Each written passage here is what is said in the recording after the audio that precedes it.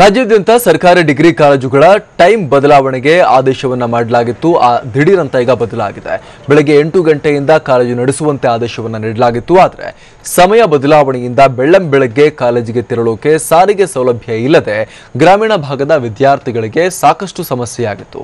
ಇನ್ನು ಸಮಯದ ಬದಲಾವಣೆಯಿಂದಾಗಿ ಗ್ರಾಮೀಣ ಭಾಗದ ವಿದ್ಯಾರ್ಥಿಗಳು 2 ಕ್ಲಾಸ್ಗಳು ಮಿಸ್ ಆಗ್ತಾ ಇದ್ವು. ಹೀಗಾಗಿ ವಿದ್ಯಾರ್ಥಿಗಳು 9 ಗಂಟೆಯಿಂದ ಕಾಲೇಜು ನಡೆಸುವಂತೆ ಮನವಿಯನ್ನ ಮಾಡಿಕೊಂಡಿದ್ರು. ಈ ವೇಳೆ ಉನ್ನತ ಶಿಕ್ಷಣ ಸಚಿವ ರಾಯರೆಡ್ಡಿ 10 ಗಂಟೆಯಿಂದ ಕಾಲೇಜು ಶಿಕ್ಷಣವನ್ನು ನಡೆಸುವಂತೆ ಇಲಾಖೆಗೆ ಪತ್ರವನ್ನು ಕೂಡ ಬರೆದಿದ್ರು. ಆದರೂ ಶಿಕ್ಷಣ ಇಲಾಖೆ ಸಮಯವನ್ನ ಚೇಂಜ್ ಮಾಡೋಕೆ ಮುಂದಾಗಿರಲಿಲ್ಲ. ಈ ಬಗ್ಗೆ ಟಿವಿ9 ವಿಸ್ತೃತವಾಗಿ ವರದಿಯನ್ನ ಪ್ರಸಾರ ಮಾಡಿತ್ತು. ಟಿವಿ9 ವರದಿಯಿಂದ ಎಚ್ಚೆತ್ತ ಉನ್ನತ ಶಿಕ್ಷಣ ಇಲಾಖೆ ಆಯುಕ್ತ ಡಾಕ್ಟರ್ ಅಜಯ್ ನಾಗಭೂಷಣ್ ಆಗಸ್ಟ್ 1ನೇ ತಾರೀಕಿನಿಂದ ಬೆಳಗ್ಗೆ 9 ಗಂಟೆಯಿಂದಾನೇ ಕಾಲೇಜು ನಡೆಸುವಂತೆ ಆದೇಶವನ್ನ ಹೊರಡಿಸಿದ್ದಾರೆ.